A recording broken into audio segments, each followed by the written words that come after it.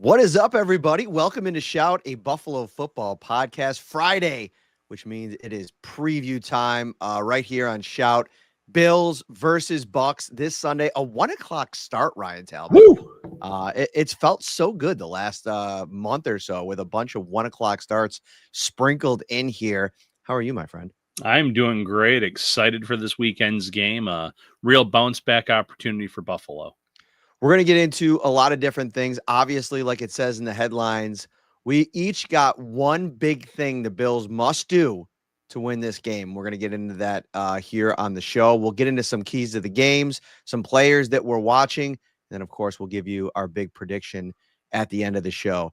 I'll let you kick things off here. What to you, looking at this matchup, all things considered, and we'll set up the injury situation a little bit later on, the Bills have to do to win this game?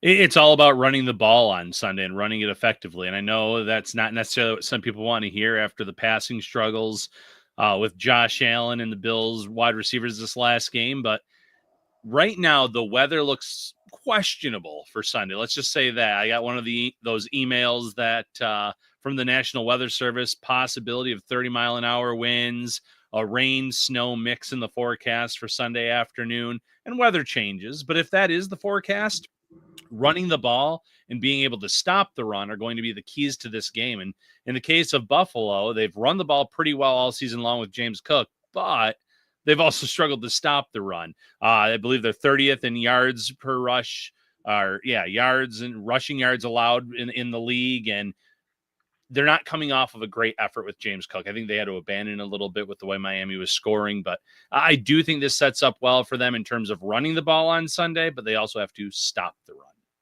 No, I think that where you're starting out here on the ground because of the predicted elements is a really smart place to begin. And I think this is a Bills team that's probably coming off a performance last week where they were a bit upset about their inability to run the ball, and how they want to operate in rhythm offensively is predicated on them winning on early downs. And I'm going to get to that in my one major thing the Bills have to do in a second.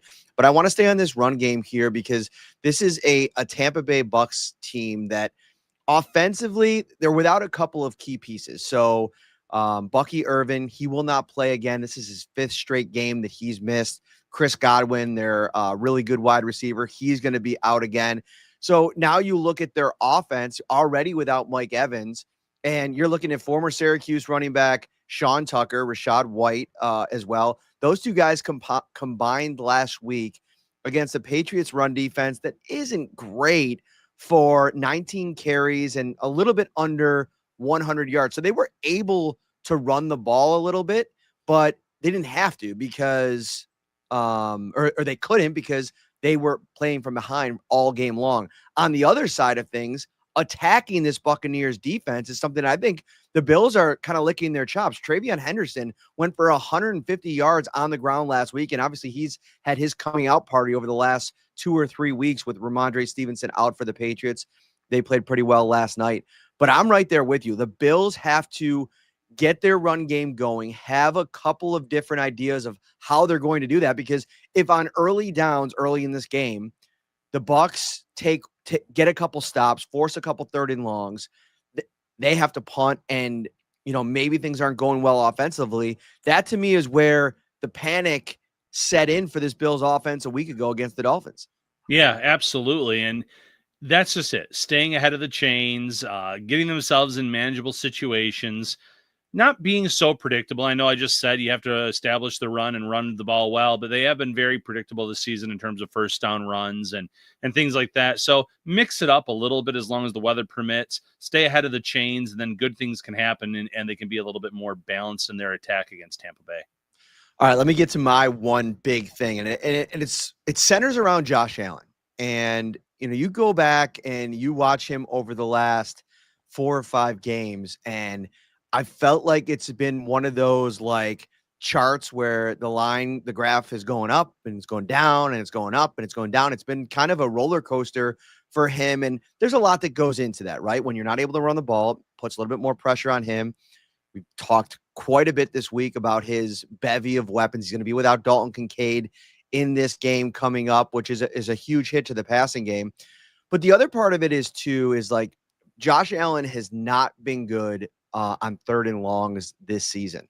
I thought it was Ben Solak who came up with a great stat putting last year up against this year for Josh Allen. And it is he took a sack last season, Josh Allen, on 8.8% of his pressured dropbacks. So when teams are getting pressure, he only was succumbing to a sack 8.8% of the time. This season, that number has gone up to 22%. So a couple things in play there. Number one, he's not been able to create off structure as consistently, right? And listen, from a year-to-year situation, it's going to be tough to ask your quarterback to get you out of trouble, time in and time out. But to me, if you can stay out of those situations, and I think where Joe Brady comes in here is maybe be a little bit more aggressive and a little bit more diverse in how you're deploying your receivers in the passing game, depending on the weather, of course. That'll keep you out of things. Get a little bit more attack oriented with the pass game when you do dial up the passes. I don't know what's going to happen with Gabe Davis. I think he's probably going to play this weekend, but maybe they hold him off for another game. It's a short week. Maybe they bring him back against the Houston Texans on Thursday night. McCole Hardman could be up to be the returner. Brandon Codrington has been down for the majority of the last month and a half. He's not really factoring into things. So there's a lot of moving parts when it comes to who's going to be at Josh Allen's disposal. That might change the math a little bit for how Joe Brady calls this offense, but they know inside the building what they're going to do, and whoever's out there, they have to put Josh Allen in better situations. He's going to be able to create. He's going to be able – we saw it on the third down play to Curtis Samuel. It's just not a life that you want to consistently force him to kind of live in.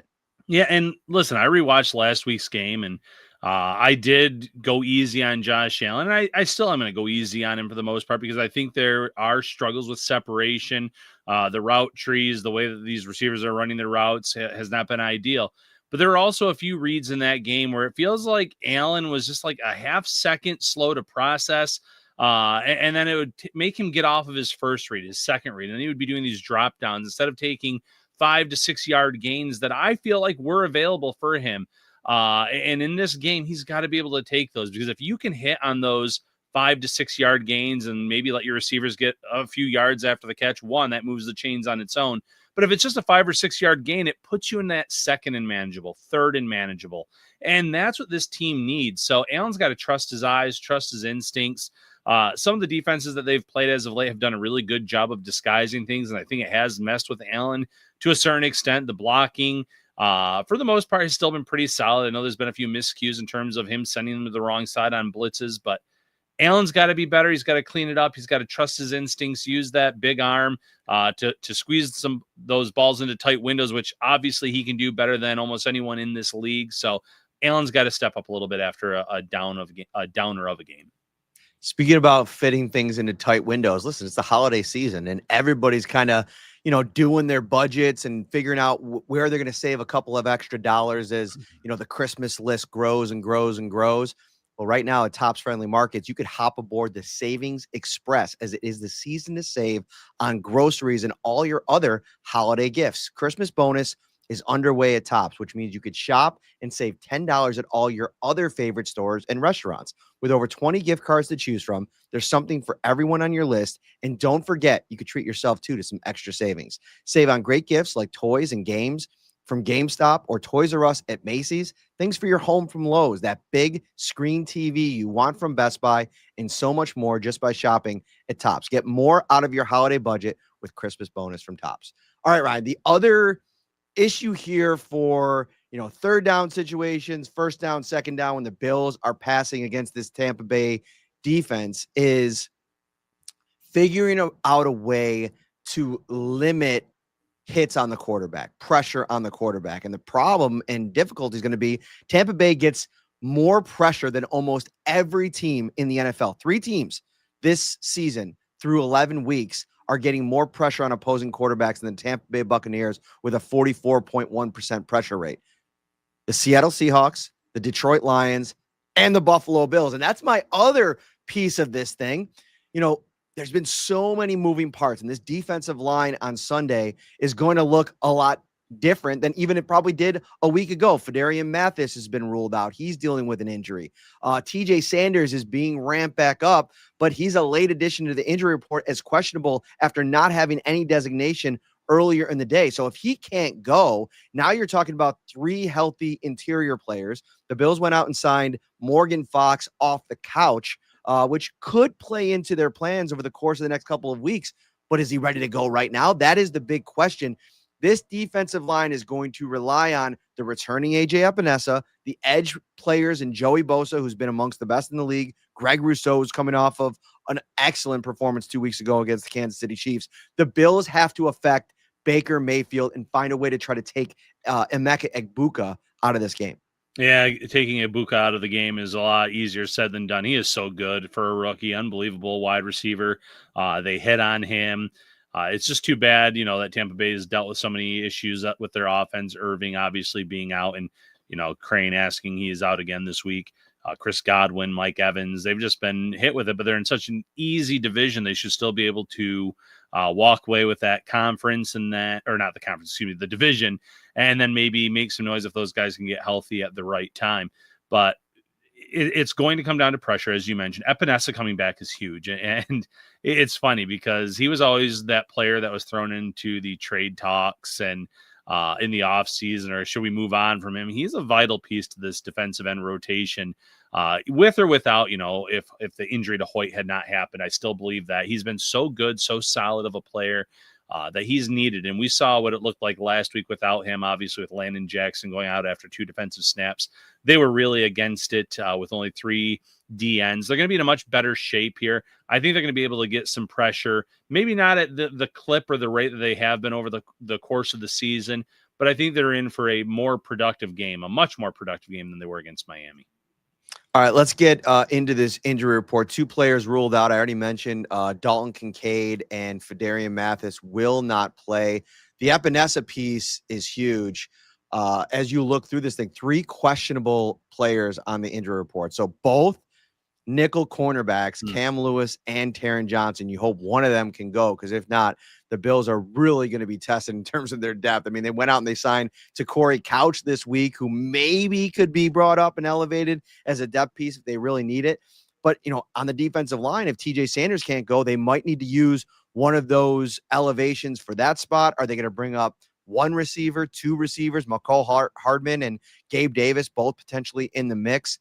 There's a lot of moving parts here for this game day 46 for Sean McDermott. And I think tomorrow at 4:00, a lot of Bills fans are going to be watching for what is this thing going to look like on Sunday morning? Yeah, and can I mention what you put in the Outsiders earlier today for possibility? I love what you put out there. The Outsiders? Sorry, I guess I'm all over the place lately. Dude, I'm thinking of Scott Hall and Kevin Nash, boy. the Outsiders, the Insiders, the Shout Insiders. You mentioned earlier that Brandon Codrington has not been playing. He's been inactive. Maybe the Bills just release him, put him out on waivers, and then you can sign either Gabe Davis or Mecole Hardman to your 53-man roster. That allows you to still elevate the other receiver from the practice squad, and then use the second practice squad spot on a defensive tackle like Morgan Fox, a corner if need be. So there's some pieces that the Bills can kind of play around with. And if they're not going to use Codrington, maybe it is time to part ways with him. I know they might think that he can be an asset elsewhere, but it's clear that they don't view him in that way, being a healthy scratch this long, because, again, position versatility does not bring much to the cornerback room. But that's one possibility for this Bills team. They have to figure out their best 53, their best practice squad options, especially now that, New England keeps winning. They've got to stay in this wild card hunt and stay as close to the heels as to New England as possible over these next few weeks. The New England Patriots, that's an interesting side conversation that we'll have over the next couple of days as we get past this game. Like, how serious of a threat? I don't even really I want to move beyond the division discussion. That'll play out the way that it's going to play out. You got a hot take on the Patriots? I do. I can save it though. Yeah, let's save it, because I think we're right in the same ballpark on that one. So, let's holster that thing. Let's leave a little bit of a cliffhanger, because right now we're just talking about Bills versus Bucks. I think we usually think the same way with stuff like that. Um, where do you want to go next? Well, real quick, just mentioning Tampa Bay's injury report. They have 5 players ruled out. Ben Bredesen, Chris Godwin, Bucky Irving, Hassan Reddick, and Marcus Watts, 2 outside linebackers, a guard, and obviously Godwin wide receiver, Bucky Irving as the running back. The Bills are actually the healthier team here. And then, before we pivot to anything else, 2 interesting tidbits when I was researching this game, Matt. So first of all, Tampa Bay 4-1 on the road this season looks pretty good on paper. 4 or 5 of those road games have been against dome teams. So this is only their second road contest against a team that does not play in a dome. The weather's going to be a lot colder on Sunday than it was against Seattle, the team that they played on the road that doesn't play in a dome. So I do wonder if weather is going to factor into this because all their other road contests have come in domed environments. This is going to be a little bit different for them in mid-November versus what they've had to go against so far this year. Yeah, and I think that this is a run defense. We talked about it already, that they're facing a Bills team that last week notwithstanding has been able to run the ball, even when teams know they want to run it. And I think they're going to try to be physical, get after them a little bit. I think they're going to have to defend against the run. Like White and Tucker aren't really necessarily household names. People listening back in Syracuse know Tucker very well. But I want to bring up the linebacking situation with the Bills real quick and hit on this because Jay Skursky from the Buffalo News caught up with Bernard this week. He's been tough to wrangle in the locker room. I think I was talking to somebody else. I saw that he was talking and then tried to get over there, but he was already gone. This was the quote that Jay wrote about, I think it was yesterday. I don't feel like the ankle is 100%. I'm doing everything I can to be out there. It sucks having to deal with it week after week, but it is what it is. I'll keep working at it and hopefully try to get it back to a spot where it feels good when I'm out there. Cover One put out a thread that I shared on my X account yesterday that was phenomenal because what I think Eric Turner did was cut up a bunch of clips from this season and put it up against some of the clips from last season. And it's jarring because you got the 43 from last year and the 8 from this season. And it's 2 different players, Ryan. I know it's 2 different numbers, but it's 2 different players. And I don't think people know, I don't think players regress that much. I mean, they just gave him a new contract. I think this injury is really affected him. So I asked Sean McDermott today about Bernard and about do you have to maybe make a decision to maybe save him from himself a little bit? Because obviously he wants to be out there, but it just hasn't been good. And you're giving up these big gouging runs because it just doesn't seem like he's able to get off blocks. He's not pursuing to the football. And that's your captain. That's your middle linebacker. You can't have that be the case. And it's something that he said that they're evaluating every single week. The other problem, though, is Shaq Thompson is still dealing with his hamstring injury. Yeah. He is questionable for this game. It's almost like they don't have a lot of other options. It's like, what do you do? Throw Balin Spector out there? Dorian Williams has been on the injury report this week. And then Matt Milano, he's had his own amount of issues. He's actually graded out worse than Terrell Bernard, but they're both bottom 10 players, according to Pro Football Focus, of players that have had more than 150 snaps this year. I think it's 90 players. They're both in the 80s. It's a bad situation right now at linebacker for the Bills. The depth, the injuries across the board, it's bad. The silver lining for Shaq Thompson is he was a full participant today. Still listed as questionable, obviously, for Sunday, but I think that's a good sign. He's been that stable force at linebacker for Buffalo.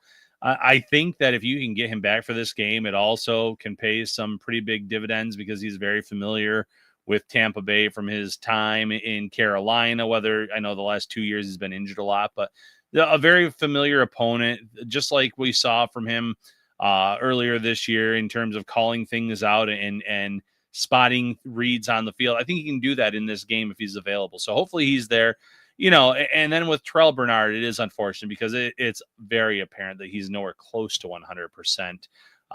And I don't know how playing on it week after week after week does him any good in terms of trying to get back there. And then you look ahead, it's a short week coming up against the Texans. So the Bills are in a really tricky spot. Ideally, maybe you have him active and you play him as few snaps as possible. If you have Shaq Thompson back, trying to give him some extra time there and maybe follow that same game plan on Thursday Night Football and essentially give him a few weeks off if it works out that way. Still have him active in the event of injuries because anyone that's been watching this Bills team this year, injuries have just been following them everywhere. So it's tough, though, because that's the one position that's been hit worse than any other on this team, although you could obviously make a case for D tackle and D line in general. Trader Clem, one of our regulars over on YouTube, with a great comment here. Ryan bringing in the big guns with the special guest Meowbot, because your cat is running into the picture there. Always. Speaking of cats, got a small dog or cat? Fluffy or Fido can travel with you on Amtrak. Restrictions apply, of course, but when you ride on Amtrak, they are always thinking about how to make it the best trip possible. No middle seats, generous luggage policy, ease of travel, free Wi-Fi, stay connected while you're traveling, and kids ride 50% off all the time. Give the gift of Amtrak travel. Gift cards always fit. Head over to Amtrak.com for more details. Smooth transition. That was good. I don't know if I could fit Midnight in a kind of carrying crate at this point, though, to take him on an Amtrak. He's well, you don't need to. You don't need to put him in the crate, dude. You can just put him right on your lap. There we go. You know, like Midnight's ready to roll at all times. All right. Quick player to watch in this game, and then let's do our predictions. Okay. Player to watch for me, and it goes against everything I said at the top of the show. I'm going to go Joshua Palmer. I'm looking forward to seeing his return on Sunday. I think that he can open things up down the field like he showed in that brief first quarter against Atlanta, where they hit on a nice play downfield and then another intermediate play where he had some yards after the catch. You need that. You need the field stretcher, but Allen's also has to take the easy ones. The run game has to get going, but he is going to be a big piece to this, the puzzle going forward, especially this weekend, as long as the weather permits. So he's my player to watch. For me, I'm going to go to the defensive side of the ball for the Tampa Bay Buccaneers, and I'm going with outside linebacker Yaya Diaby.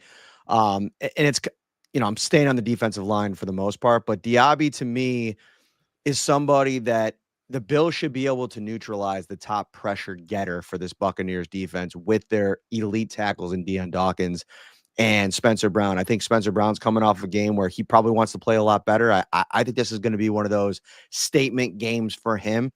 The side note to this is I mentioned the outside presence. Vita Vea is one of the top interior defensive linemen in the league. And I thought that the interior Bills offensive line didn't play as well as they wanted to a week ago. I think you'll see a more consistent effort this week to game plan for Vea, try to make him as limited of an impact kind of player in the passing game, and then try to move him out of the way or run away from him. I think the Bills can get some runs off tackle in this one and really put some pressure on the exterior of that defensive line in the second level of the Buccaneers defense. No, I love that. Great. And that's a great choice of play to watch, because you would think that with an elite tackle pairing, the Bills could neutralize him and keep Allen upright and clean, create some lanes for James Cook, all needed in this matchup on Sunday afternoon against the Buccaneers. All right, it's prediction time, Ryan. I will start us off, and I got to be honest with you, man. Everything I saw last week, the pressure that I felt like Joe Brady was going to be under this week, when I put in my pick on Wednesday for Bills Kickoff Live, I had the Buccaneers winning this game. And that's the dangerous part about Wednesday. And like, you want to kind of see the week play out, get in the building, have some conversations. I think I've seen enough. And I do think the Bucky Irving, Chris Godwin development is a big mover for me in terms of, the lack of weapons that Baker Mayfield has at his disposal, especially in the run game. But I think the Bills are going to win this game. I think the Bills are going to do the two things that we talked about, run the ball and do a better job curtailing the Buccaneers run game. And I think that like just the little things like adding McCole Hardman as a returner in this game, finally getting, they're bottom 5 in the league in terms of drive start, average drive start. That's got to improve. And I think you're going to have to start looking for answers there. You try out McCole Hardman this week, see how that works. Obviously, the weather could be a factor in that. But I think he's going to have an impact in this game. And I just don't think Josh Allen plays consecutive bad games. I think that, I saw him coming off the field on Thursday with Keon Coleman, and you wonder how much the two of them have maybe heard some of the outside noise on Keon, and they're not doing all they can to build that chemistry and continue to try to get on the same page as much as possible. And I don't know, we'll see who's active on Sunday. And I think we could talk about this a little bit more clearly on Sunday. Maybe we'll do like a little chat for our insiders on Sunday morning once we know who the players are going to be. But I think Joe Brady can get a little creative in this game, like maybe moving Keon into the slot a little bit more. If Khalil Shakir does play, he's probably not going to be 100% because of those ribs. So maybe dial back his snaps, get Gabe Davis on the outside, get Josh Palmer on the outside, work in Moore and Samuel, and then you're off to the races. I love it. Score prediction? Score prediction. I got the Bills winning. I got to bring it up because I forgot it already. Well, I can do mine. No, it's okay. I got it right here, buddy. 27-23. The Bills win in a close. I do think it's going to be a close game. Yeah, you and I are same ballpark. Again, 4-point differential. I have the Bills winning this one 24-20. Close game. A lot of the clock gets chewed up with the run game for the Bills. They win the time of possession in a big time way. Tampa Bay's comeback attempt falls short. Buffalo wins a must-needed game here as they then turn around for a short week against the Houston Texans. Ryan Talbot in person on Sunday at One Bills Drive. We cannot wait to cover Bills versus Bucks in person. We will get you the post-game show somewhere around 5:30 on Sunday. And for your sake, I hope we're talking about a Buffalo Bills victory. The mood in Buffalo the week after a loss like that, Ryan, I mean, you can attest. It's brutal, man. Like, and that's why I tell people all the time, like, it's different in Buffalo. Like, the team determines like the mood of the city in a way that, I've just never seen in another market. And maybe there are other examples, but it's really the case in Buffalo. Right. And it never helps that the Sabres have been so bad historically for so long. There's nothing else right now for them to turn to. And that's no knock on UB because this is like more of a pro sports town than anything else. And we don't have lacrosse just yet either. Hey, Chico. Michael Parthamass. If we're the outsiders, who's Scott Hall and who's coming at you? I think that'd probably be Hall. You're definitely Hall. The hair. Yeah. He had the hair that he, and I can do I could do the kind of like the walk. I could do what's his other catchphrase? Something about the bad guy. I can't remember. Say hello to the bad. Yeah. Say hello to the bad guy. There we go. Yeah.